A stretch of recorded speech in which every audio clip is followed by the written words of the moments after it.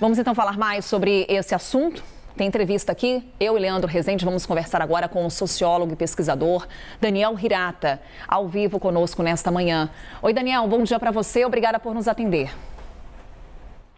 Bom dia, Carolina. Tudo bem?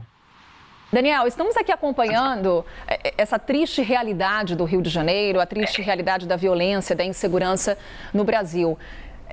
Aqui, antes de trabalharmos com as hipóteses, cabe uma ressalva, porque não podemos normalizar, qualquer que seja a motivação desse crime, o que aconteceu no Rio de Janeiro. A execução de 3 pessoas na orla, ali da Barra da Tijuca, um caso chocante. Hoje, a principal linha de investigação envolve a atuação de milicianos. Dados do grupo que você coordena aí no Rio de Janeiro, eles apontam que entre 2006 e 2021, as áreas sob o domínio de grupos paramilitares cresceu 387,3%. E daí eu te pergunto, hoje as milícias são a maior ameaça à segurança pública do Rio? Sim, as milícias, elas realmente têm características, né, que as tornam muito mais perigosas do que os demais grupos armados.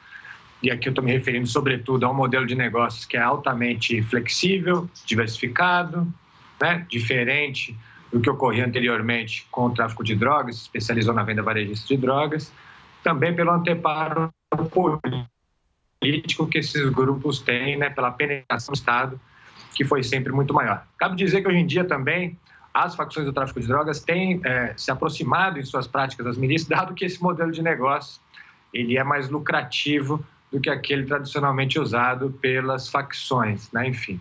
E aqui, nesse caso específico que envolve os médicos, né, há um envolvimento de milicianos que teriam, né, enfim, passado a atuar para o Comando Vermelho, que não é nem um pouco comum no Rio de Janeiro, mas mostra, sim, a complexidade e a intensificação, né, dos conflitos que nós temos vivendo nos últimos anos. Professor Leandro Rezende falando aqui com o senhor, obrigado por estar conversando conosco, bom dia. A gente está observando, o GENI tem muito isso, o Instituto Fogo Cruzado também tem vários mapas que mostram em 2023 um grande problema na zona oeste do Rio de Janeiro, que é essa disputa entre traficantes e milicianos. E aí eu queria perguntar para o senhor, a partir de quando exatamente que dá para perceber que a Zona Oeste, tradicionalmente dominada pela milícia, com pontos ali que o próprio mapa do GENI mostra, pontos em vermelho, né, do tráfico, e esses pontos do tráfico começam a se expandir. Há uma guerra entre milicianos e traficantes nessa área do Rio de Janeiro, na Zona Oeste? Muito bom dia, Leandro. Olha, de fato, é uma excelente pergunta, porque a Zona Oeste ela sempre foi caracterizada por ser a área mais homogeneamente miliciana de toda a região metropolitana do Rio de Janeiro, né? Ou seja, nós tínhamos um controle territorial das milícias que sempre foi muito mais extenso do que de outros grupos. Ocorre que por uma política de segurança pública equivocada, né, enfim, acabou que nós tivemos aí a morte de Eco, que era uma liderança era a liderança da maior milícia do Rio de Janeiro, que atuava tanto na Zona Oeste como também na Baixada Fluminense, e isso, como todo mundo sabe, né, enfim, gera uma guerra com vistas à sucessão dessa liderança. Então, nós temos aí internamente essa milícia uma guerra pela sucessão. Outros grupos começam a se aproveitar da fragilidade dessa grande milícia para também atacar. Então, nós temos, né, facções do tráfico de drogas que também estão envolvidas nessa guerra, né? E aí começam toda essa volatilidade entre disputas e alianças que tem feito da Zona Oeste do Rio de Janeiro um lugar extremamente violento, né? Cabe dizer, por exemplo, né, enfim, que nós percebemos em 2022, né, uma reversão da diminuição dos homicídios que vinha desde 2017, e me parece que isso está, de alguma maneira, associado à intensificação desses conflitos entre os grupos armados, né? Então, assim, para mim é inescapável a gente associar o que aconteceu com os médicos, a tragédia, né, enfim, com essa intensificação dos conflitos na Zona Oeste do Rio de Janeiro, né, enfim. Inclusive, Daniel, em instantes a gente vai trazer exatamente esse mapa que o Leandro te questionava, mostrando essa disposição geográfica que estamos acompanhando no Rio de Janeiro quando falamos de criminalidade. Daniel, não é recente, né? A gente está trazendo aqui dados e da evolução dessa criminalidade ao longo dos anos no Rio. Tivemos nessa semana um anúncio por parte do governo federal de um plano de segurança, inclusive voltado ali também em ações específicas para o Rio de Janeiro. Daí a minha pergunta, qual seria a solução, então, para o controle dessa criminalidade, para o controle desses conflitos, controle da milícia? Qual seria a solução que o Estado, que o poder público poderia oferecer nesse momento? Essa pergunta é muito importante, é central, né? O que nós fazemos daqui para frente, né? Como é que a gente sai dessa situação? Bom, em primeiro lugar, eu acho que assim, é importante ressaltar, né, que as iniciativas que foram anunciadas pelo governo federal, essa parceria do governo federal com o governo estadual, ainda estão num nível um tanto quanto genérico, não dá para a gente fazer uma avaliação muito precisa, né? Mas há um indicativo que eu acho que é extremamente positivo de compartilhamento da inteligência das forças federais e das forças estaduais de segurança pública. Isso eu acho que é um grande passo, né? Enfim, porque esse compartilhamento das informações pode dirigir a atuação das forças policiais conjuntas de forma um pouco mais eficaz, né? Agora, por outro lado, há um certo temor, porque historicamente essa relação, né, da atuação das forças federais no Rio de Janeiro foi feita sobretudo a partir de ações de cunho reativo e repressivo, que é o que o Rio de Janeiro já faz há muito tempo, né? Enfim, e que já se demonstrou extremamente ineficaz para o enfrentamento desses grupos, né? Quer dizer, ações de cunho puramente repressivo, elas não têm um efeito para o enfrentamento desses grupos. O que tem efeito, então? Eu diria que a coisa mais importante era atuar sobre as bases econômicas desses grupos, há toda uma economia da pilhagem de serviços e equipamentos públicos, água, luz, internet, gás de cozinha, construção imobiliária, etc., que sustenta economicamente esses grupos. E há também uma penetração política desses grupos no Estado. Eu não estou falando só de policiais, mas de uma série de agentes públicos que deveriam fiscalizar esses mercados, né, urbanos e que, de fato, não o fazem. Então, assim, uma atuação da inteligência sobre essas bases políticas e econômicas, para mim, ofereceria resultados muito maiores, mais eficazes de enfrentamento desses grupos, sem os efeitos de letalidade que, historicamente, acompanham as ações ineficazes baseadas em operações policiais aqui no Rio de Janeiro, né? Professor, vou pedir licença para o senhor aqui para a gente colocar em tela o mapa que o GENI, né, da UF, que o senhor coordena, e o Instituto Fogo Cruzado fizeram sobre a disposição do crime organizado no Rio de Janeiro, e aí já vou endereçar aqui uma pergunta para o senhor na sequência. Mas só para quem está nos assistindo entender, né, esse trecho que eu coloquei aqui do mapa é a Zona Oeste do Rio de Janeiro, uma parte da Zona Oeste do Rio. A gente está falando da maior área da cidade do Rio de Janeiro, e essa cor em azul, né, representa, no mapa feito pelos pesquisadores, o predomínio territorial da milícia. A gente está olhando para esse pedaço aqui, ó, que eu estou subindo um pouco mais. Ali, Taquara, Curicica, Anil, Jacarepaguá, nesse cantinho aqui que eu estou dando um destaque maior agora. A gente está falando de Rio das Pedras, que nos anos 70, né, foi o berço da milícia do Rio de Janeiro. Aqui embaixo, né, depois ali da Lagoa da Tijuca, a gente tem a Barra da Tijuca, que é onde foi cometido esse crime. O crime dos médicos, né? Mas essa imagem, eu acho que ela é bem elucidativa para representar na tela o que o professor Daniel Hirata estava nos dizendo há pouco. A Zona Oeste do Rio de Janeiro é o local onde você tem uma maior homogeneidade do controle territorial das milícias. Deu para a gente ver isso bem especificamente, professor. E no meio da Zona Oeste, no meio desse trecho, né, que eu apresentei, tem ali uma mancha vermelha, que é o predomínio do tráfico da Cidade de Deus.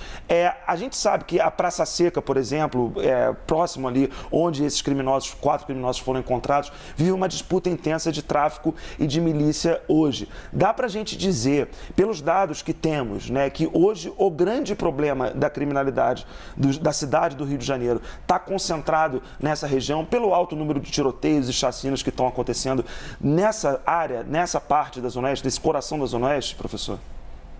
Olha, a Praça Seca, Leandro, é um lugar bastante conflagrado e não é exatamente de agora, né?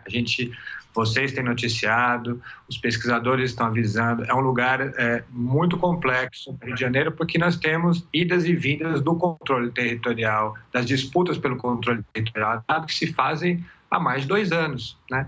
E, quer dizer, o que tem sido feito sobre isso aqui no Rio de Janeiro? Muito pouca coisa, né? Enfim. Essa área de confronto também entre a Cidade de Deus, a Gardenia Azul, né? Enfim, ao que tudo indica, o que vem sendo apontado, né? Enfim, é que lideranças da Gardenia Azul que teriam confundido, né, o médico com o Talo, filho do Dalmir, que é uma liderança histórica, né, enfim, das milícias de Rio das Pedras, né, enfim, ali também é uma região muito complicada. E eu insisto, né, enfim, já faz muito tempo, quer dizer, como é que a gente consegue construir políticas de segurança pública, ações da polícia que priorizem, neste momento das disputas, né, a preservação da vida, ou seja, a proteção das pessoas que moram nesses lugares. Nós temos que ter isso muito claro, né? Segurança pública tem a ver com a construção de um bem público que é a proteção das pessoas. Então, assim, quando nós temos essa guerra conflagrada, as pessoas elas não conseguem ir trabalhar, as pessoas elas não conseguem, né, enfim, acessar as escolas, crianças são baleadas, nós tivemos notícias disso ao longo desse ano inteiro, agora isso está transbordando inclusive para os quiosques da praia. Ou nós resolvemos essa questão da segurança pública e garantimos, né, o efetivo enfrentamento desses grupos e a proteção das pessoas que moram nos bairros que estão conflagrados, né, enfim, ou isso vai ser uma recorrência, ou a todo momento a violência vai acontecer de forma mais acentuada em algumas áreas mais vulneráveis e consequentemente, pode transbordar para outras áreas que são menos vulneráveis também, né? Ou resolvemos no seu conjunto esse problema, né? Enfim, ou então a gente está fadado a ver essas cenas se repetirem a cada vez mais, né? Enfim, ou seja, já passou da hora da gente enxugar gelo e está na hora de nós enfrentarmos com a devida competência e seriedade essa questão aqui no Rio, né? Daniel, quando a gente fala de violência, dessa insegurança, da ausência do Estado garantindo a segurança da população, é inevitável também a gente trazer aqui a realidade que o Estado da Bahia vive. Há pouco eu conversava com o Leandro Rezende, destaque nos jornais de hoje, uma chacina na cidade mais violenta do Brasil, que está na Bahia. Uma chacina com 6 mortos, com criança, uma mulher grávida. É possível, eu sei que você se debruça muito sobre a realidade do Rio de Janeiro, os dados que o Rio de Janeiro nos traz com relação a essa situação delicada e caótica que vivemos, mas é possível estabelecer uma relação entre os fatores que levam a essa onda de violência na Bahia e o que acontece no Rio de Janeiro? Olha, Carolina, me parece que é possível, sim, estabelecer algumas relações por 2 razões principais, do meu ponto de vista, né? Em primeiro lugar, porque a Bahia, né, o que os pesquisadores sediados na Bahia vêm dizendo é que a Bahia está no momento de grande fragmentação dos grupos armados ali, como é o caso do Rio de Janeiro há muitas décadas, né? Enfim, ou seja, você tem disputas armadas por diversos grupos, o que provoca, né, uma intensificação dos homicídios.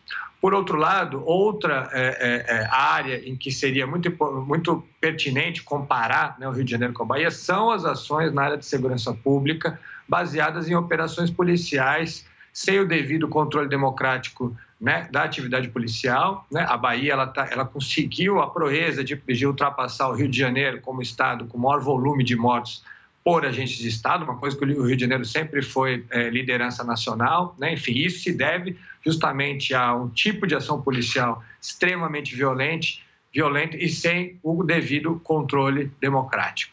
Então, assim, esses 2 fatores, né, a criminalidade fragmentada por um lado e forças policiais descontroladas por outro, são exatamente os ingredientes para que nós tenhamos resultados muito ruins para o controle da criminalidade organizada, do crime comum também, e efeitos de letalidade que são terríveis para todas as pessoas que moram nesses lugares, né? Então, me parece que é pertinente, sim, apesar, né, das diferenças política e ideológica dos governadores, né? Enfim, as políticas não são assim tão diferentes assim, o que é realmente lamentável.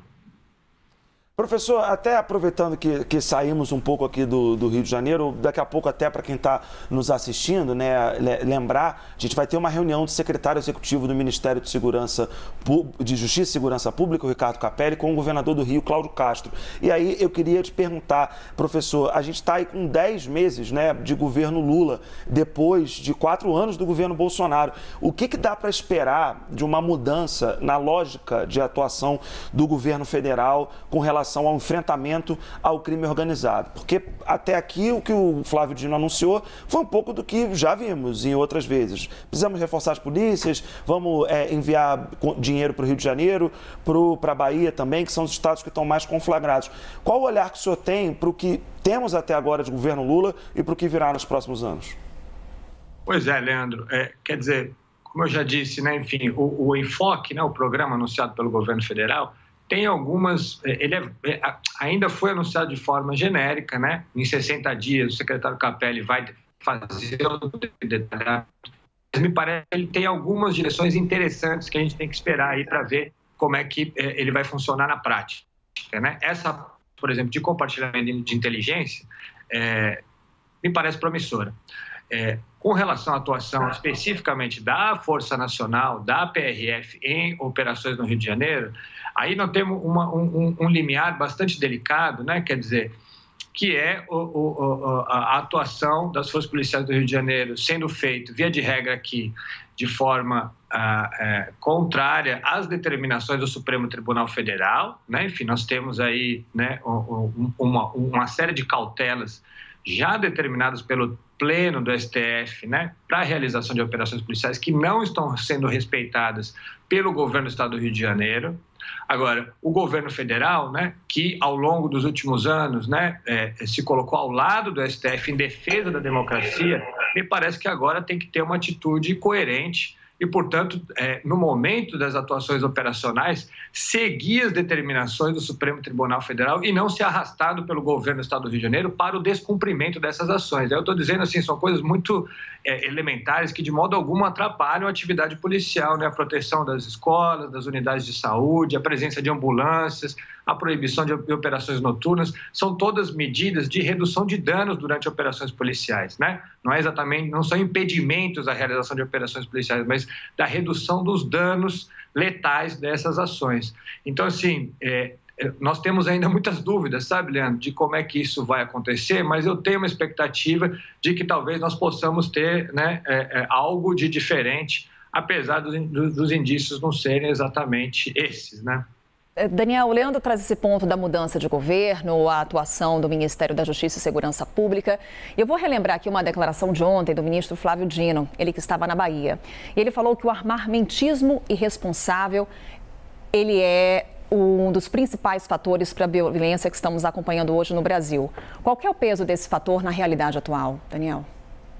Sim, isso me parece que o ministro tem toda a razão, né? Enfim, porque realmente assim a desregulamentação do mercado de armas, ela produziu efeitos absolutamente deletérios para essa área de segurança pública, né? Não precisa nem ser especialista nem nada para imaginar que um volume maior de armas, né? Enfim, não pode ser boa coisa, né? Enfim, nessa área da segurança pública. Um detalhe muito importante que eu acho que por vezes isso não fica muito claro, né? Enfim, é que nós tivemos um perfil das armas disponíveis para o crime organizado, né, que mudou ao longo desses últimos anos, né?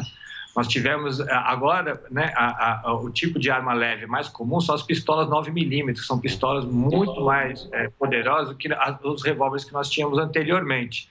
E o uso de fuzis ficou cada vez mais facilitado, né? Inclusive fuzis de fabricação nacional. Então nós temos não só um volume maior de armas disponíveis, né, para a criminalidade organizada, mas um tipo de armamento altamente letal.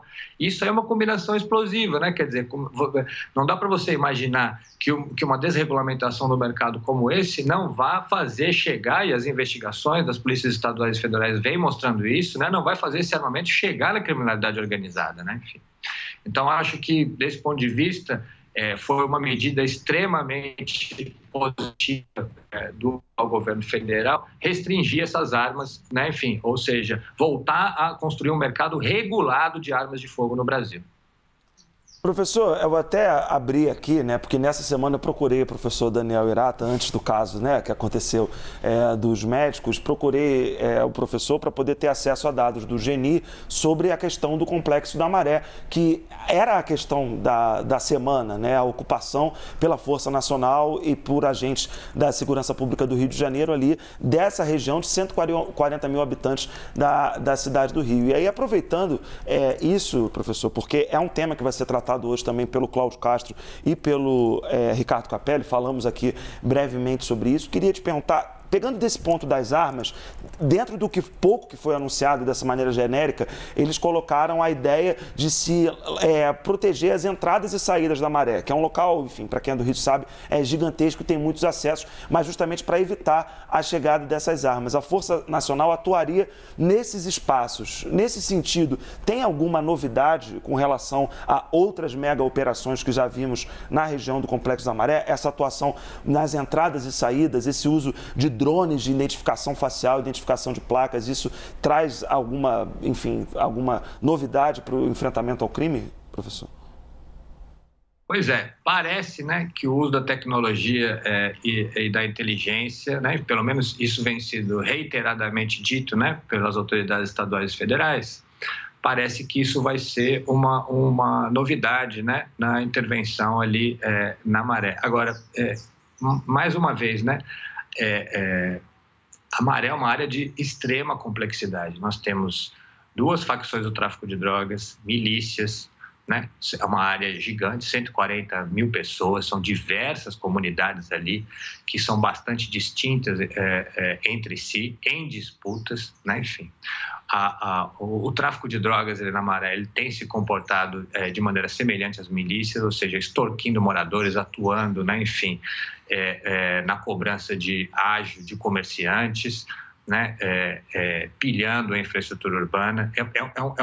É uma situação, é uma área, né? Enfim, bastante complexa de atuação. Cabe dizer, né, que quando nós tivemos a intervenção federal, né, a ocupação federal pelo Exército, as forças, né, armadas não conseguiram exatamente se instalar lá para que viesse em seguida o PP.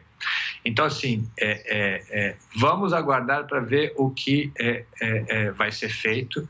Sempre é bem-vindo o uso de tecnologia, porque isso pode, de alguma maneira, prevenir, né, enfim, o uso abusivo da força, mas eu acho que há que se compreender também que não vai ser possível só para a Força Nacional ficar do lado de fora, guardando as entradas, né? Enfim, e para que a Polícia Estadual entre, né, e faça o que normalmente se faz, né? É isso que me preocupa, de fato, né? Ou seja, no momento em que as forças estaduais entrarem, né, enfim, e é evidente que deve haver presença policial na Maré, né? Não é esse o problema, mas no momento em que se entra, o que vai ser feito, né? Enfim, de forma não puramente repressiva, como eu falei, né? Vai se procurar, por exemplo, né? Já há um mapeamento, né? Enfim, das empresas que entregam a internet, ou das distribuidoras de gás, ou dos problemas de entrega dos Correios. Estou falando aqui, né, daquelas bases econômicas que eu fiz menção há alguns minutos atrás aqui com vocês, que são os verdadeiros sustentáculos desses grupos, né? Enfim, qual que é o planejamento que se tem, né, enfim, para desmontagem econômica? Fala, não, vamos atuar com inteligência e sufocar economicamente esses grupos. Nada disso foi dito até agora, porque só se falou da atuação das forças policiais, né? E sufocar economicamente tem a ver com a atuação regulatória e fiscal do Estado. Essa é a capacidade de asfixia econômica desses grupos, né? Enfim, já entraram em contato com a companhia de luz, né? Já entraram em contato com os Correios, já entraram em contato com as distribuidoras de gás, sabe-se já como vai ser feito o credenciamento de cada um desses serviços, né? Enfim, como é que vai ser, como é que vai ser essa atuação deste ponto de vista, que seria, portanto, o ponto de vista da inteligência, né? Enfim, já que o anúncio é que nós devemos atuar com mais inteligência, o que está sendo feito nesta direção, né? Porque até agora o único debate que se faz, e me parece que é sobre isso a reunião que vai ser feita na semana que vem, né, é sobre o envio ou não da Força Nacional. Mas, assim, há muitos outros gargalos, né? Enfim, para que a gente fale, não, é uma atuação realmente inteligente, que devem ser esclarecidas, né? Daniel Hirata, sociólogo, pesquisador, professor aqui conosco. Mais uma vez, muito obrigada, Daniel, por estar com a gente aqui na CNN. Nos esperamos aqui conversar com você numa próxima oportunidade. Claro, muito obrigado pelo convite, Carolina, Leandro. Prazer estar aqui com vocês, viu? Valeu, professor. Até uma próxima. Bom dia, professor. Leandro, obrigada. Até já, na verdade. Fica por aqui.